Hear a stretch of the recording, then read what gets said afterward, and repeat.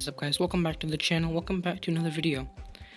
Today, as you've probably seen by the title, we're just gonna be looking at one of my recent levels that I made. So here, where is it? Okay, here we go.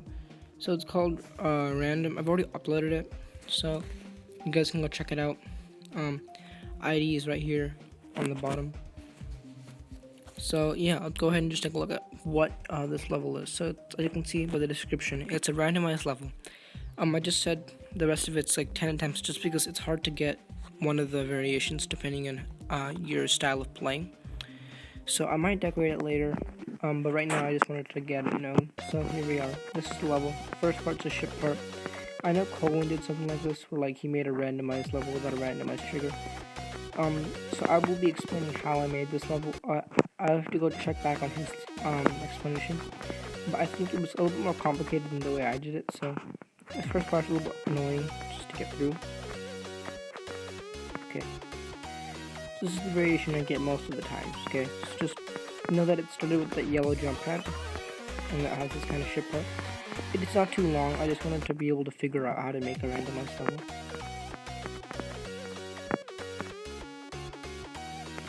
So that's the variation again. Let's see if I can get the other variation. Yeah.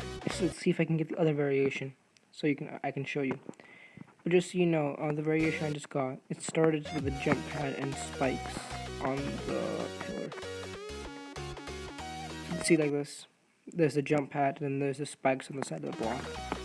So that's the variation. Well, it's variation B actually, I think it is. Again, variation B. And here's variation A. So this is the other variation. We're just gonna start with the jump pads. And the ship part's also a little bit different. It has a little jump pad here.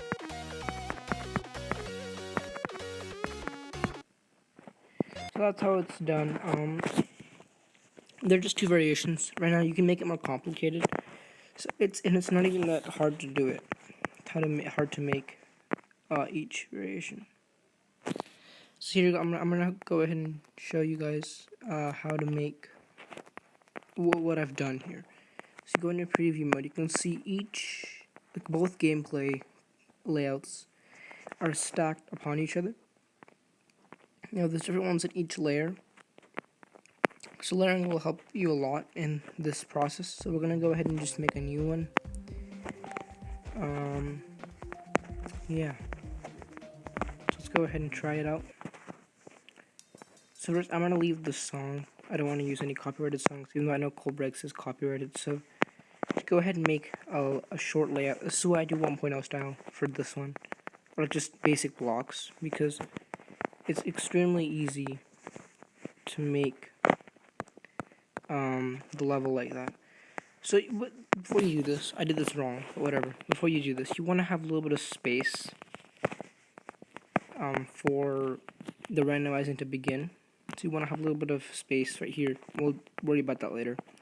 But right now, first put this on a different layer, and start making your gameplay. So I'll just speak.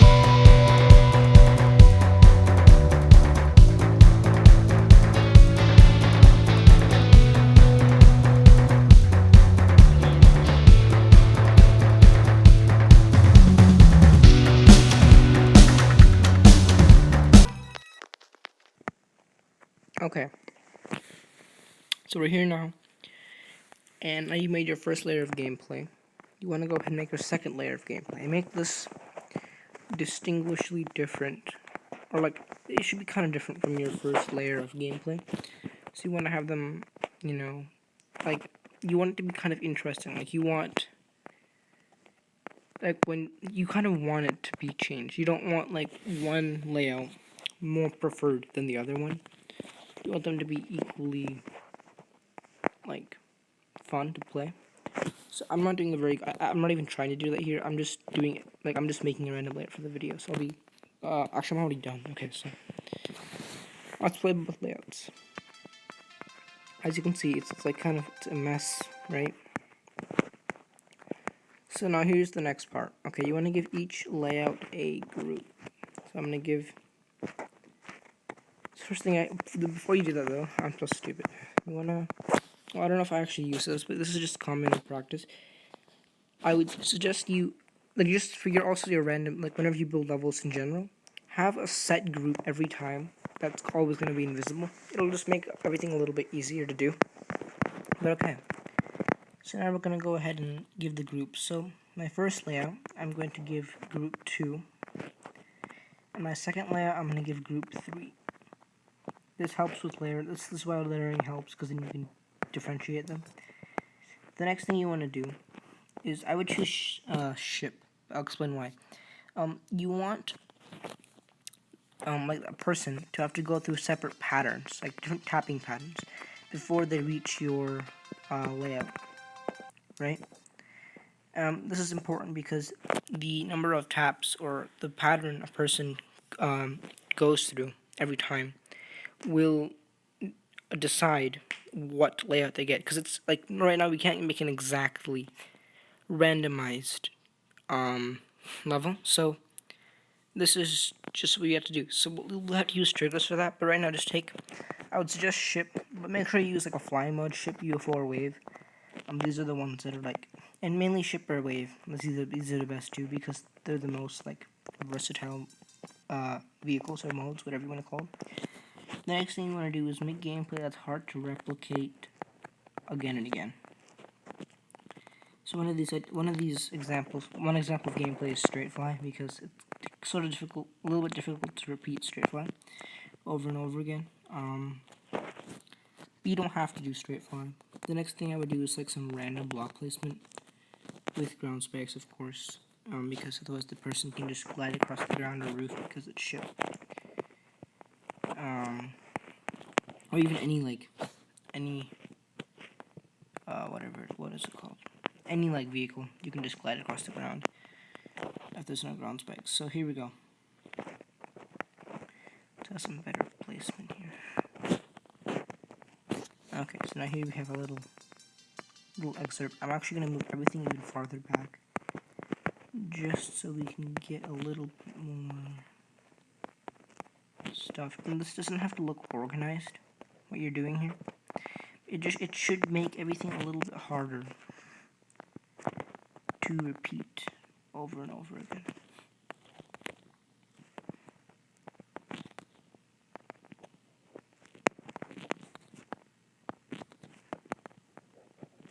So we're almost done here.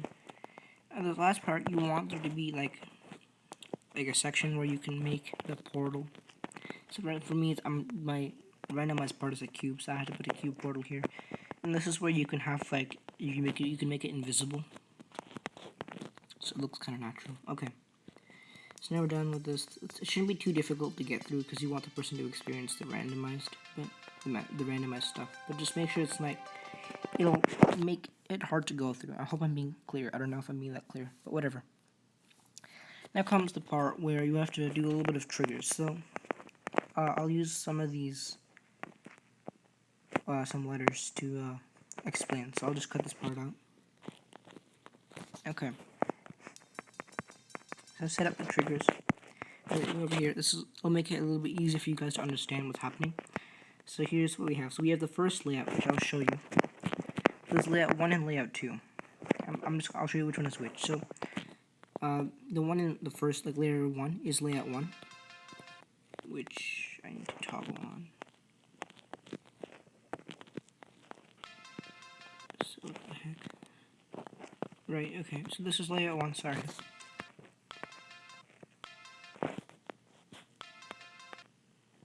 Okay, this is getting annoying, but whatever. Okay. So layout 1 is this layout right here. Right? And layout 2 is this layout. Okay. So they're different. And here's what happens, okay? So we're gonna be using touch triggers. What these do is, like, whenever you tap, unless you check hold mode, which we're not gonna check, every time you tap, it'll toggle on or toggle off the group. It's like toggling the group ID right here. So this one we're going to be toggling on and off group 2 and group 3. Okay. What you're going to do is you're going to put them right here, right next to the start, but not beyond the line, not beyond like the line. You know what I mean, right? Group group 2 and group 3. Both of them. Okay, so I can delete this one now. So group 2 is layout 1, and group 3 is layout 2. Now comes the part where you only have to use one toggle trigger. The problem with this is, every time you tap, you're triggering layout 1 and layout 2. So now you're always going to have the mix of layouts, like it was a mess before, remember? It's always going to look like either nothing, like this, when you get to this part, or it's always going to look like this. A bunch of just weird layouts stacked on top of each other. So, I'm bad at talking, whatever. So what you have to do is make them switch, and the easiest way to do this is to just toggle one off. We're going to toggle group 2 off. So just toggle one of the groups off, and then it'll always be switched, because, so I've toggled off group 2. So this means that, when I've toggled on group 2, sorry. So toggle one, just toggle one on before you have the touch trigger. So I've toggled on group 2, right? And so, here we have that. And now, every time I tap, group 2 it'll toggle off. Like for the first time, it'll toggle off. But the first time I tap as well, it'll toggle on group 3. So now they're always switched. Whenever I tap, they'll switch positions between toggling off and toggling on. I'll explain by doing this. So what we're going to do is we're going to have ignore damage and turn off all up there. As you can see here, I'm coasting along. I'm going to tap now. See how it switches every time I tap. Now, here's the problem. You've basically done everything except for the fact that now when you get there, I'll show you when you get to the layout. Every time you tap, it changes. And this could be funny, okay? This could be difficult, and maybe it'll be extremely annoying, but that's not what you want. So here's what you have to do. The final step, and once you've done this step, you've basically made your randomized layout, or randomized level, is give these triggers a group. In this case, it's going to be group 4. And right here, at the end of the ship part, you want it, or whatever mode you've used, you want it to stop. You want those touch triggers to stop activating and stay the way, you want the rest of the layout to stay the way it is. So now once I've crossed this point, the touch triggers won't switch anymore. So as you can see, I can keep tapping as many times as I want. Once I've crossed this point, they won't change. So now you've finished your layout, and let's play it. Hope I was clear during this video. I don't think I was. If you want me to make another video when I do a little bit better job of explaining, I will. I'll just do a quick. Actually, no. I was gonna do a recap, but nah, it's okay. So, I hope you enjoyed this video. I hope you learned something. I hope you learned how to make a randomized level. I think Colin's way might be a little bit better, but it's a little bit more complicated than mine. So, yeah. I hope you enjoyed this level. And this level isn't gonna be uploaded. I'm gonna leave it here. But Random, the original one I made, is already uploaded. So go ahead and check it out if you wanna see how a random level could play. And yeah, hope you enjoyed the video. See you guys in the next video. Subscribe to the channel. Give this video a like if you learned something. Yeah, bye.